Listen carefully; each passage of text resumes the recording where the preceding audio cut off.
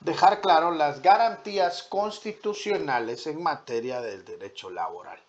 Y nosotros en las garantías constitucionales en materia del derecho laboral nos vamos a referir al artículo 101 en adelante. Y vamos a ir artículo por artículo dando lectura y explicación para que ustedes tengan claridad. Artículo 101, derecho del trabajo. El trabajo es un derecho a la persona. Cuando esta frase la encontramos, se refiere a que el derecho del trabajo es un derecho humano. Es un derecho que tienen las personas por el hecho de ser personas. No necesitan hacer nada para tener ese derecho. Ustedes tienen derecho a trabajar si quieren. ¿Verdad? Aunque si ustedes son allegados a la religión, van a encontrar en la Biblia que el apóstol Pablo dijo que el que no trabaja, bueno es que no coma. Si ustedes tienen un hermano en su casa que no trabaja, no le den de comer, que se va a trabajar. Es que no tiene trabajo, licenciado, que vaya a buscar. Va a buscar trabajo. El que busca, encuentra. ¿No? Así de sencillo. Ir a cargar algo, a cortar la grama, a regar plantas, de lo que sea. ¿Verdad? Una gente. Entonces, todos, por ser personas, tienen derecho al trabajo. Entonces, vamos a explicar la diferencia entre derecho del trabajo y derecho al trabajo. ¿Estamos claros? Derecho del trabajo son las normas jurídicas que regulan las relaciones laborales y las instituciones que interpretan o protegen esta relación laboral. Ese es derecho del trabajo. Derecho al trabajo es el derecho humano que tiene toda persona, por el simple hecho de ser un ser humano, a obtener un trabajo. Por lo tanto, es una garantía de carácter social que el Estado establezca las condiciones económicos sociales para la generación del empleo. El Estado es el patrono más grande que existe en Guatemala. Todos ustedes conocen a más de alguno que es funcionario público o empleado público. Y si no lo conocen, les presento a Giovanna. Giovanna Veras trabaja en el RENAP y ella es entonces empleada pública. Y de nuestros impuestos hay un presupuesto destinado para pagar a los empleados públicos, entre ellos Giovanna. Así que ustedes pueden llegar con Giovanna y decirles, mira, yo soy tu patrono, porque yo pago impuestos. Y de mis impuestos te pagan a ti. Así llega la gente a alegar.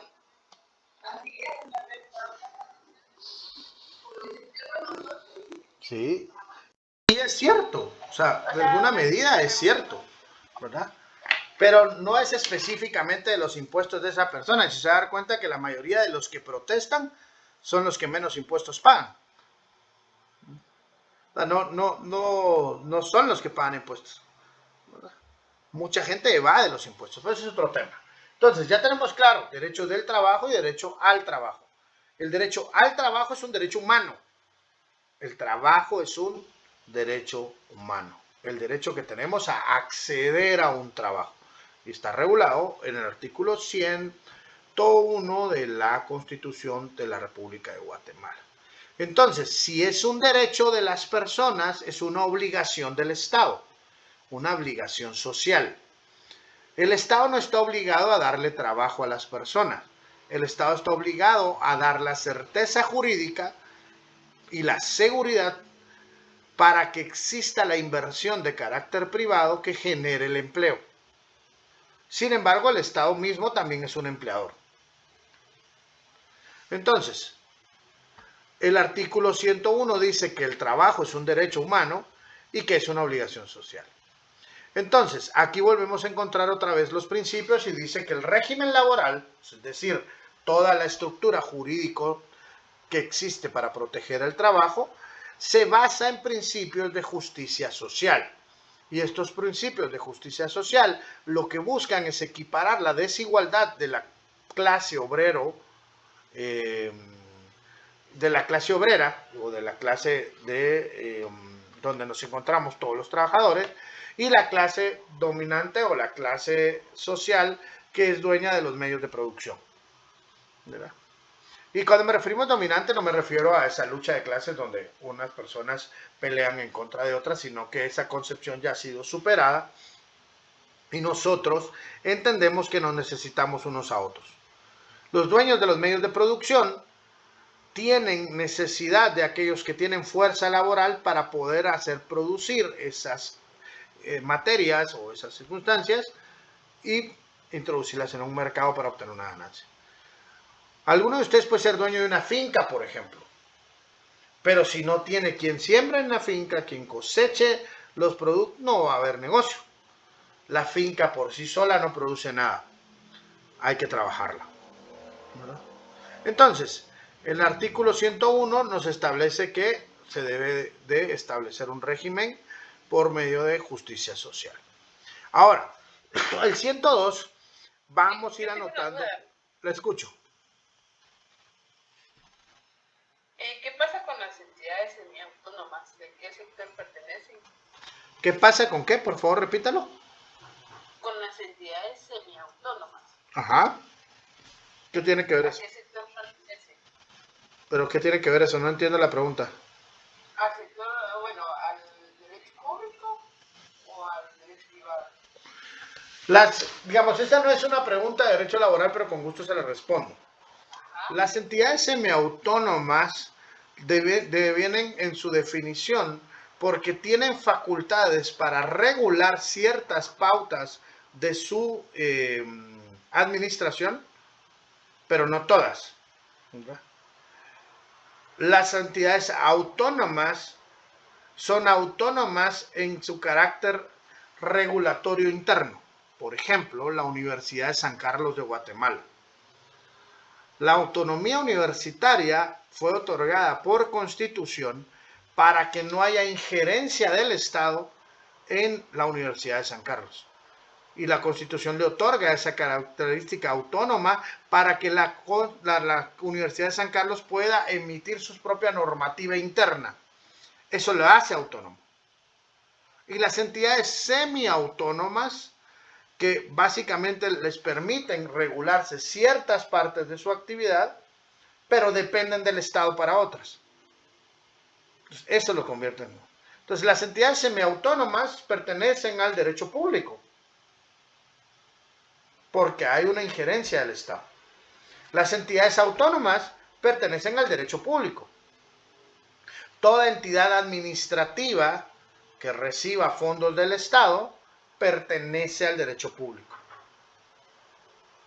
Derecho privado, hablamos del derecho civil, del derecho mercantil, del derecho procesal civil, del derecho notariado. Ahí hablamos del derecho privado. Pero siempre que intervenga una institución pública, autónoma o semiautónoma, estamos hablando de derecho público. Muy bien. Sigamos entonces con nuestro curso de Derecho Laboral. Estamos, cada uno de los incisos que vamos a dar lectura, son bastantes, nos van a dar una pauta de los derechos de los trabajadores de carácter constitucional. Entonces, van haciendo la lista. Ya vimos que el primer derecho era el derecho al trabajo. El segundo, derecho a la libre elección del trabajo y a condiciones económicas satisfactorias que garantizan al trabajador y a su familia una existencia digna. Por favor, no copien nuevamente el inciso, eso ya lo tienen. Solo vayan haciendo las anotaciones puntuales.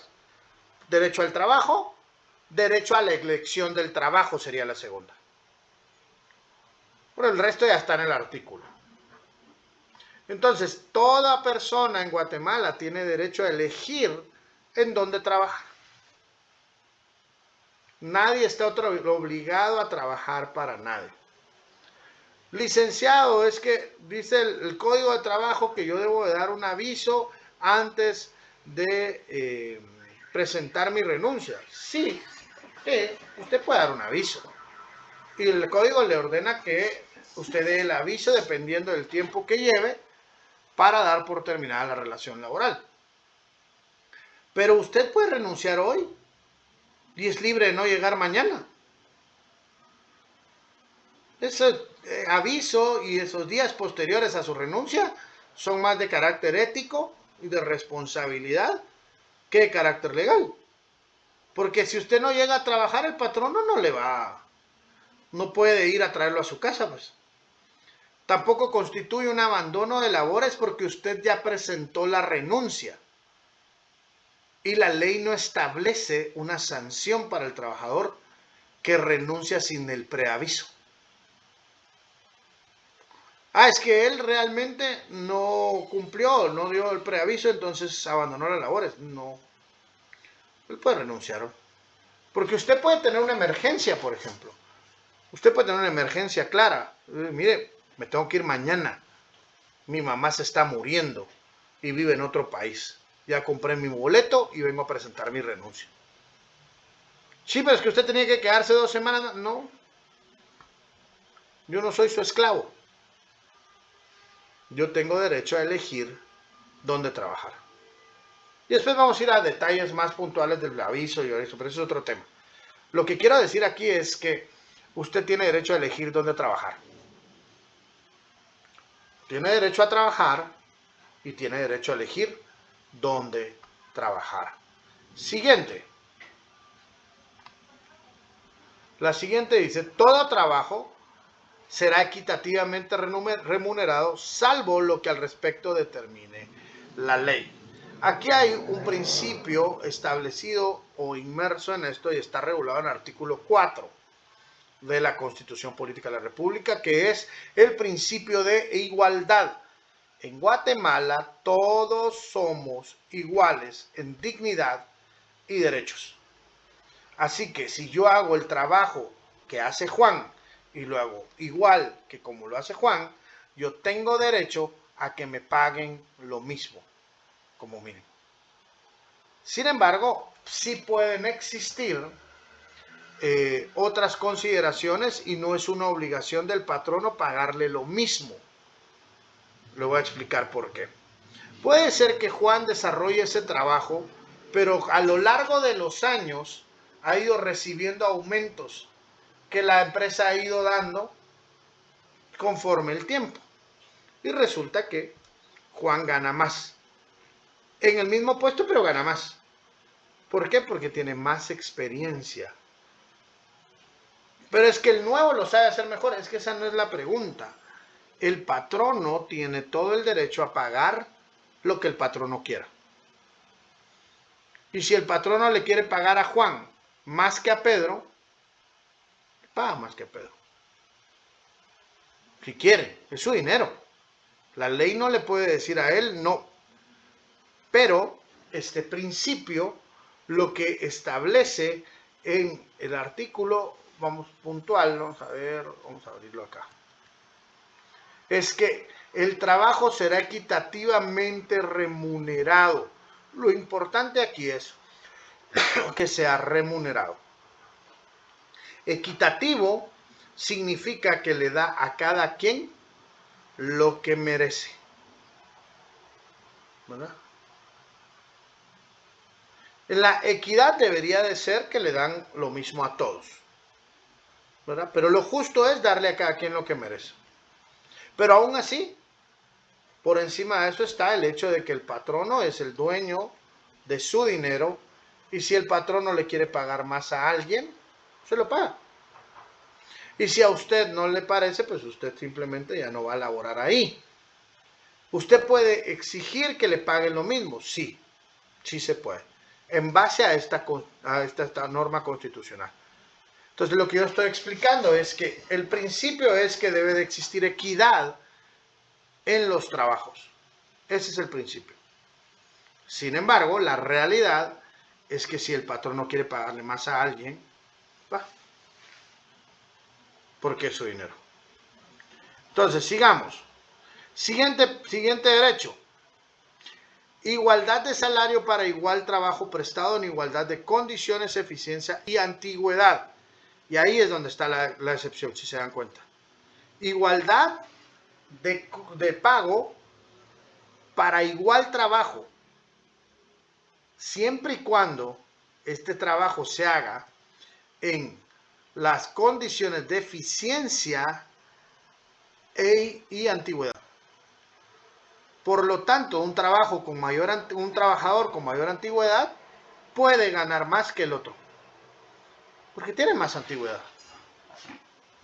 Entonces, si el auxiliar contable tiene 10, 15 años en la empresa y conoce mejor el negocio, el patrono puede ofrecerle al auxiliar contable que está ingresando un salario menor. Siempre y cuando no le pague menos del mínimo, está cumpliendo en ley. No hay problema.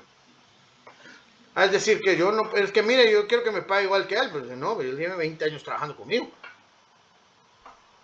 ¿No? Y el patrón no premia esa lealtad. Entonces, sigamos. Van conmigo, por favor, si tienen alguna duda me van interrumpiendo. Obligación de pagar al trabajador en moneda de curso legal. Ese es un derecho del trabajador, recibir su salario en quetzales. Al trabajador le pueden pagar en dólares siempre y cuando pueda establecerse un equivalente en quetzales. Y siempre y cuando ese salario no sea inferior al mínimo. Es que mira, te vamos a pagar en dólares, te vamos a pagar $250 al mes. Y como es en dólares, vos sabés que eso es más. No, esos $250 tienen un equivalente en quetzales. Y no son el mínimo. Entonces, no porque sea en dólares significa que es más dinero. Entonces, el punto principal es que el trabajador no se le debe de pagar en otra cosa que no sea moneda, pero también se le puede pagar una parte en especie. Pero, ¿cuál es la diferencia? El trabajador del campo puede recibir a su voluntad productos alimenticios hasta un 30% de su salario. En este caso, el empleador suministrará esos productos a un precio no mayor de su costo. Entonces, ¿quiénes pueden recibir una parte de su salario en especie? El trabajador del campo. No es como que a usted le digan, usted está trabajando de auxiliar contable en una empresa y le dicen, mire, pero yo todos los días aquí le ponemos café y champurradas y esas ya no se las cobro. Es parte de su salario. No es un trabajador del campo. Mire, pero aquí se le da, usted usa el sanitario y yo no se lo cobro. Aquí hay papel de baño y yo no se lo cobro. Esa es parte de las condiciones de salud, higiene y seguridad ocupacional que debe proveer el patrono en todo centro de trabajo. Y es más, es parte del mínimo que debe tener para que un trabajador trabaje a gusto. Imagínense ustedes que están en la empresa, pero en la empresa no hay baños. Y el próximo baño público está en un McDonald's que está a 3 cuadras. Y obviamente usted puede llegar al McDonald's una vez, 2 veces y después lo van a controlar que solo al baño llega. Y no lo van a dejar entrar. Entonces no puede ser de esa forma. Con el teletrabajo o el trabajo híbrido en algunos casos, el patrón se ha ahorrado muchos costos.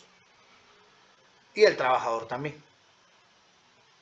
Porque si usted está trabajando desde casa, usted no entra al tráfico, usted no gasta gasolina, usted no gasta pasaje, usted no gasta parqueo.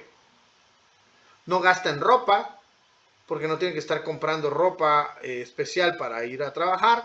Y no gasta en almuerzos, ya sea que usted los lleve o no, simplemente come en su casa y la tiene más sencilla.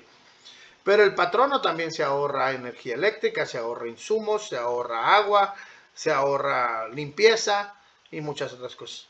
Así que tiene muchas ventajas, ¿verdad? Pero regresando a lo que la Constitución establece, el trabajador recibe su pago en moneda, ¿no? Excepto el trabajador del campo que puede recibirlo hasta un 30% con alimentos. Ahora, inembargabilidad del salario en los casos determinados por la ley.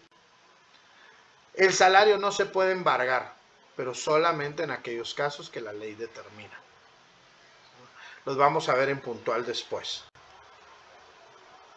El trabajador, los implementos personales de trabajo no podrán ser embargados por ningún motivo.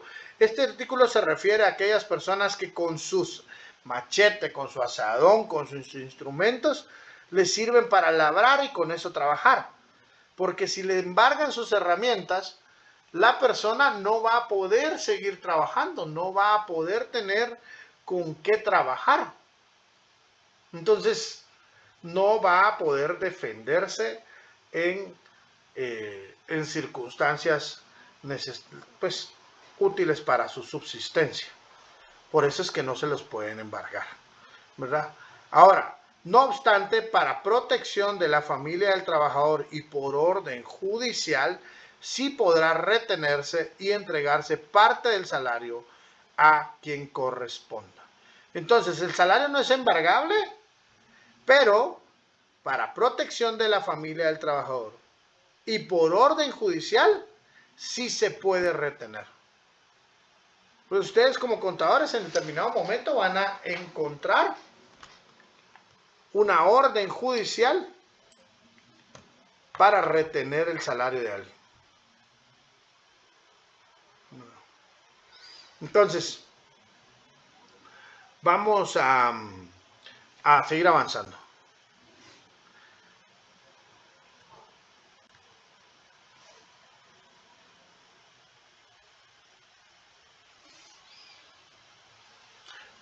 Fijación periódica del salario mínimo de conformidad con la ley. Esto se establece porque existe una comisión del salario mínimo que determina cuál va a ser el salario mínimo que rige en toda la República para las actividades agrícolas, no agrícolas y para el trabajador de la maquila. Entonces, todos los años se debe fijar un salario mínimo, garantía constitucional. G. La jornada ordinaria de trabajo efectivo diurno no puede exceder de 8 horas diarias. Esto lo vamos a ver cuando veamos jornadas. Pero principalmente en lo que tenemos que establecer en este derecho constitucional es que los trabajos no pueden ser 24 horas. No podemos ser esclavos. Los trabajos tienen una jornada conforme a la naturaleza del trabajo y a la capacidad física del trabajador. H. Derecho del trabajador a un día de descanso remunerado por cada semana ordinaria de trabajo o por cada 6 días consecutivos de labores. Los días de asueto reconocidos por la ley también serán remunerados. Y aquí nos lleva a un punto importante entender la diferencia entre asueto y feriado.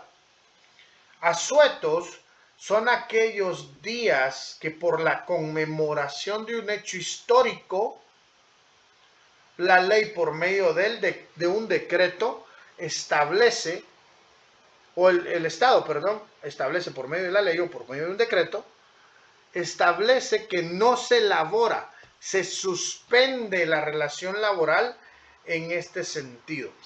El trabajador no está obligado a trabajar, pero el patrón no está obligado a pagar.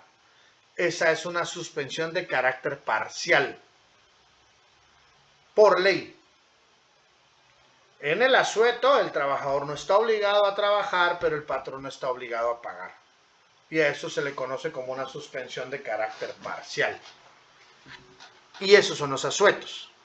Los feriados son los días conmemorativos de la feria que se organiza para celebrar la fundación del lugar donde vivimos. Eso es lo que comúnmente todos hemos escuchado como la feria patronal. Porque en honor a la fundación del pueblo o del centro poblado o del lugar o la ciudad, por tradición existe un patrono. Sea usted o no católico, existe un patrono católico. Entonces, si usted no es católico y dice, no, yo no convivo con eso, perfecto, trabaje en feriado. Ah, no, ¿cómo va a ser, licenciado? Eso es como los ateos. Los ateos no creen en Dios, pero sí gozan de la Semana Santa. La discrepancia, si usted no cree en Dios y no, que Jesús no existió, bueno, entonces trabaje en Semana Santa. Pues. Ah, no, porque eso es otra cosa. Pero bueno, regresemos al punto. Asueto y feriado, entendía la diferencia. Entonces, esos asuetos se consideran remunerados, al igual que los días de descanso. Y derecho del trabajador a 15 días hábiles de vacaciones anuales pagadas después de cada año de servicios continuos, a excepción de los trabajadores de empresas agropecuarias, quienes tendrán derecho a 10 días hábiles. Las vacaciones deberán ser efectivas y no podrá el empleador compensar este derecho en forma distinta, salvo cuando haya adquirido cuando ya adquirido cesare la relación del trabajo, ¿verdad? Entonces dice, el derecho del trabajador a 15 días hábiles de vacaciones anuales pagadas después de cada año de servicios continuos, a excepción de los trabajadores de empresas agropecuarias, quienes tendrán derecho a 10 días hábiles. Las vacaciones deberán ser efectivas y no podrá el empleador compensar este derecho en forma distinta. Algunos dicen, mire, ¿será que me puede pagar mis vacaciones? Yo se las trabajo con tal de ganar un poco más de dinero. Eso no es factible. Eso no es legal. Las vacaciones solo se pueden compensar en dinero cuando la relación ya terminó. Ahí. Tiene derecho a vacaciones, terminó la relación laboral, entonces tiene que pagarla. Vamos a seguir entonces. Derecho del trabajador a 15 días hábiles, eso ya lo vimos. J. Obligación del empleador de otorgar cada año un aguinaldo no menor del 100% del salario mensual o el que ya estuviera establecido si fuera mayor a los trabajadores que hubieran laborado durante un año ininterrumpido y anterior a la fecha del otorgamiento. La ley regulará su forma de pago. A los trabajadores que tuvieran menos del año de servicio, tal aguinaldo les será cubierto proporcionalmente al tiempo laborado. Entonces, aquí la Constitución está estableciendo el aguinaldo como un derecho constitucional. Lo que no es constitucional es el bono 14, pero no significa que el bono 14 no sea un derecho. Perdón. Apagué el micrófono y estaba hablando y no. Gracias por el recordatorio. Estaba conversando en este momento que el aguinaldo es un derecho constitucional, no así el bono 14. El bono 14 surge después de la Constitución, por lo tanto el bono 14 no es un derecho constitucional. Pero no necesariamente por no estar en la Constitución no es un derecho. Y no necesariamente por no estar en la Constitución no es obligatorio. Claro que es obligatorio y claro que es un derecho. Lo único es que no está contenido en la Constitución, ¿verdad? Ahora, sigamos pues.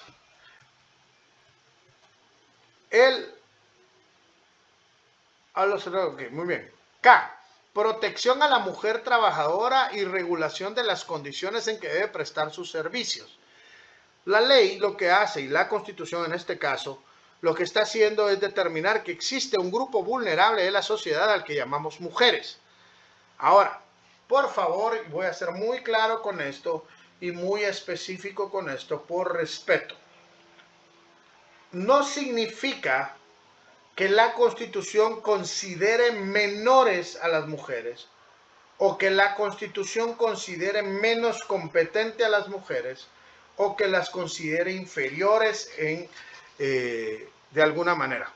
Porque no se trata de eso, sino alguien va a dar en el discurso, es que las mujeres podemos hacer lo mismo, nosotros podemos hacer el mismo trabajo que los hombres. No está hablando de eso. Lo que la Constitución está estableciendo es que las mujeres, por su condición física, han gozado de cierta protección de carácter constitucional y de carácter legal en beneficio de la mujer trabajadora. Principalmente lo podemos entender cuando vemos a la mujer embarazada que trabaja. Porque está en una condición que por necesidad debe trabajar, pero lo que la ley ya ha ido normando es establecer de manera científica en qué momento es necesario que la mujer guarde reposo para evitar la interrupción del embarazo. Porque de lo contrario, la mujer iría a trabajar hasta el día del parto. Y estar trabajando ahí, rompe fuente y ahí del trabajo se la llevan para tener al niño. No. Hay una protección a la mujer trabajadora y en especial a la madre trabajadora. Entonces, pero no deben establecerse diferencias entre casadas y solteras en materia de trabajo. Por lo tanto, es ilegal que a usted le exijan una prueba de embarazo negativa para darle un trabajo. Es ilegal. La pueden pedir, pero no exigir. No sé si me captan la diferencia. El empleador lo que quiere saber es que está contratando a una mujer que no está embarazada para no tener la circunstancia de tener una empleada que pronto le irá a causar un descanso y no la va a tener para laborar. Pero esas son circunstancias de carácter privado, pero no es legal porque usted no puede hacer una diferencia. Por lo tanto, tampoco puede haber diferencia entre las trabajadoras casadas y solteras, pero tampoco entre las que están embarazadas y las que no, en relación a la exigencia a la hora de obtener un puesto. No es así. Por política muchas veces lo hacen de esa manera. La ley regulará la protección a la maternidad de la mujer trabajadora, a quien no se le debe exigir ningún trabajo que requiera esfuerzo que ponga en peligro su gravidez.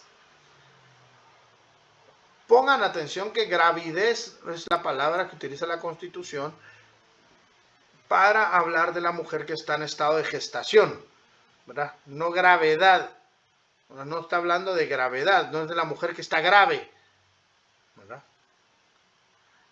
La madre trabajadora gozará de un descanso forzoso retribuido con el 100% de su salario durante los 30 días que precedan al parto y los 45 días siguientes. Entonces, 30 días que precedan al parto y los 45 días siguientes. En la época de la lactancia tendrá derecho a 2 periodos de descanso extraordinarios dentro de la jornada. Los descansos pre y postnatal serán ampliados según sus condiciones físicas por prescripción médica. O sea que la Constitución establece los parámetros, pero por una prescripción médica podrían aumentarse esos días hasta que la trabajadora no esté en riesgo y su hijo tampoco esté en riesgo. Siguiente. Los menores de 14 años no podrán ser ocupados en ninguna clase de trabajo, salvo las excepciones establecidas en la ley. Es prohibido ocupar a menores en trabajos incompatibles con su capacidad física o que pongan en peligro su formación moral. Por lo tanto, la ley, la Constitución está siendo clara en cuanto a la formación moral, aunque la moralidad no debería ser parte del contenido de una norma, porque las normas morales son autoimpuestas y son particulares y no generales. La formación moral que establece la Constitución se refiere al bien entendido conocimiento del bien, de lo que es correcto o incorrecto según nuestras costumbres. Aunque lo moral sea subjetivo para muchos, hay un compendio de elementos bien entendidos entre la mayoría de la sociedad a los que llamamos principios morales. Entonces decimos, por ejemplo, ver un espectáculo para adultos no es algo que deba de observar un menor. No, pero es que es cuestión de moralidad. No. Estamos hablando de que dentro de nuestro entendimiento como concierto social, los menores de edad no deben de ser expuestos a material pornográfico, por ejemplo. No por adultos, no de manera solapada. Entonces, el trabajador menor de edad puede existir siempre y cuando sea en condiciones de adiestramiento y para su capacitación. Le vamos a llamar aprendizaje y va a tener un contrato de aprendiz. Y ese contrato de aprendiz es excepción a la norma de pagar un salario mínimo. Usted a un aprendiz le puede pagar menos del salario mínimo, pero porque el aprendizaje tiene un costo considerado que equivale a pagarle el mínimo. Es decir, le paga una cantidad en efectivo y la diferencia es lo que le cuesta a usted capacitarlo y que durante ese tiempo lo está capacitando y cuando termine su capacitación usted le va a entregar una certificación de lo aprendido. Muy bien. Protección y fomento al trabajo de los ciegos, minusválidos y personas con deficiencias físicas, psíquicas o sensoriales. Esto sí, se explica solo. Preferencia a los trabajadores guatemaltecos sobre los extranjeros en igualdad de condiciones y en los porcentajes determinados por la ley. En paridad de circunstancias, ningún trabajador guatemalteco podrá ganar menor salario que un extranjero, estar sujeto a condiciones inferiores de trabajo ni obtener menores ventajas económicas u otras prestaciones. Ñ. Fijación de las normas de cumplimiento obligatorio para empleadores y trabajadores en contratos individuales y colectivos de trabajo. Eso lo vimos en la primera sesión. ¿Verdad? Empleadores y trabajadores procurarán el desarrollo económico de la empresa para beneficio común. O, obligación del empleador de indemnizar con un mes de salario por cada año de servicios continuos cuando despida injustificadamente, aquí subrayan la palabra injustificadamente, o en forma indirecta a un trabajador, en tanto la ley no establezca otro sistema más conveniente que le otorgue mejores prestaciones. Para los efectos del cómputo de servicios continuos se tomarán en cuenta la fecha en que se haya iniciado la relación de trabajo, cualquiera que ésta sea. Para los efectos del cómputo de servicios, lo repito, continuos, se tomarán en cuenta la fecha en que se haya iniciado la relación de trabajo, cualquiera que ésta sea. ¿Verdad? Es obligación del empleador otorgar al cónyuge o conviviente hijos menores o incapacitados de un trabajador que fallezca estando a su servicio una prestación equivalente a un mes de salario por cada año laborado. Entonces, la obligación de esta indemnización post-mortem es al cónyuge o conviviente a hijos menores o incapacitados de un trabajador que fallezca estando a su servicio una prestación equivalente a un mes de salario por cada año laborado. Esta prestación se cubrirá por mensualidades vencidas y su monto no será menor del último salario recibido por el trabajador. Esto equivale a 10 años, a 10 meses de pago. Si la muerte ocurre por causa cuyo riesgo esté cubierto totalmente por el régimen de seguridad social, cesa esta obligación del empleador. En caso de que este régimen no cubra íntegramente la prestación, el empleador deberá pagar la diferencia. Derecho a desindicalización libre de los trabajadores. Este derecho no lo podrán ejercer sin discriminación alguna. Este derecho lo podrán ejercer sin discriminación alguna y sin estar sujetos a autorización previa, debiendo únicamente cumplir con llenar los requisitos que establezca la ley. Los trabajadores no podrán ser despedidos por participar en la formación de un sindicato, debiendo gozar de este derecho a partir del momento en que den aviso a la Inspección General de Trabajo. Solo los guatemaltecos por nacimiento podrán intervenir en la organización, dirección y asesoría de las entidades sindicales. Se exceptúan los casos de asistencia técnica gubernamental y lo dispuesto en tratados internacionales o en convenios intersindicales autorizados por el organismo ejecutivo. Y ya nos quedan pocas. R. El establecimiento de instituciones económicas y de previsión social que en beneficio de los trabajadores otorguen prestaciones de todo orden, especialmente por invalidez, jubilación y sobrevivencia.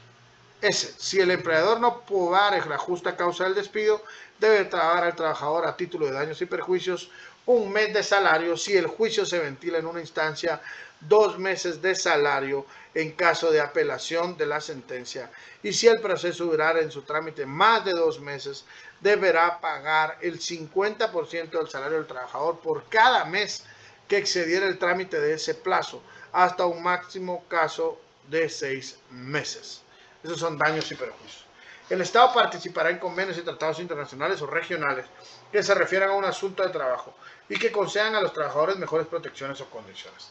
En tales casos, lo establecido en dichos convenios y tratados se considerará como parte de los derechos mínimos de que gozan los trabajadores de la República de Guatemala. Eddie, le escucho.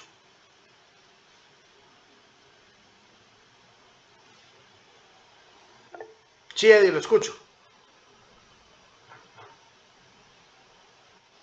Licenciado, solo con eso tenía una duda de las numeraciones. Si en todos los casos se da o hay casos específicos. ¿Lo de cuál? las enumeraciones que habla ese artículo. De daños y perjuicios. La tardanza, ajá, de daños y perjuicios. Sí, se dan todos los casos. El punto principal es que usted lo está exigiendo como trabajador en un juicio, ¿verdad? Todo ese tiempo porque usted fue despedido de manera injusta. Entonces, usted puede pedir en concepto de daños y perjuicios porque no le han pagado esa indemnización y se ha ido atrasando.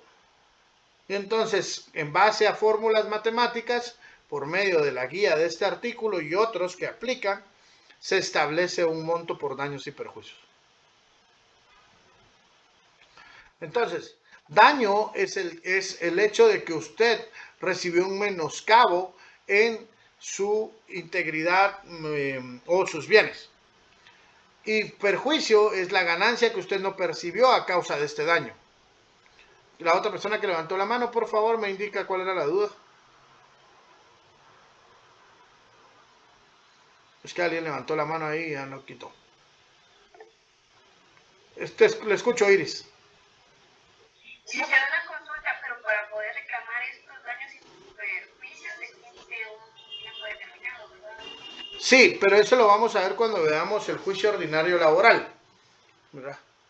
Pero usted tiene un plazo para iniciar la acción de reclamo de ese pago, ¿verdad? Gracias. Sergio, le escucho. Una pregunta. Yo me quedé con uno de los incisos de buena curiosidad. Hablaba de relación de las personas que no les reconocen la Ajá. cuando usted hace eso, dice la parte de aprendizaje,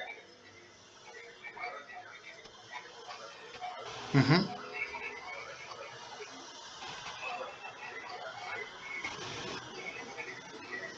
No, a los menores de 14 años no, porque la ley establece que no pueden obligarse, pero los mayores de 14 años pueden, siempre y cuando sea para ayudar a la sostención de su propia manutención. Y usted los puede emplear como aprendices, porque le está enseñando un oficio o un trabajo. Y no puede ser para todo el tiempo, solo puede ser, póngale unos meses, ¿verdad? 6 meses, por ejemplo. muy bien. Muchas gracias por acá. No puede tener 5 años de un aprendiz, o sea, eso no puede hacer. Y menos, si y solo es para menores de edad, ¿verdad? Muy bien. Entendía, muchas gracias. Aunque de algunos casos puede tener a un aprendiz mayor de edad, pero eso no es así. Uno tiene que contratar y lo capacita y le paga un salario. Muy bien, solo vamos a pasar lista porque nos quedan 3 minutos. Dame un segundo. Muy bien, voy rápido por favor leyendo los nombres y me van dando indicando.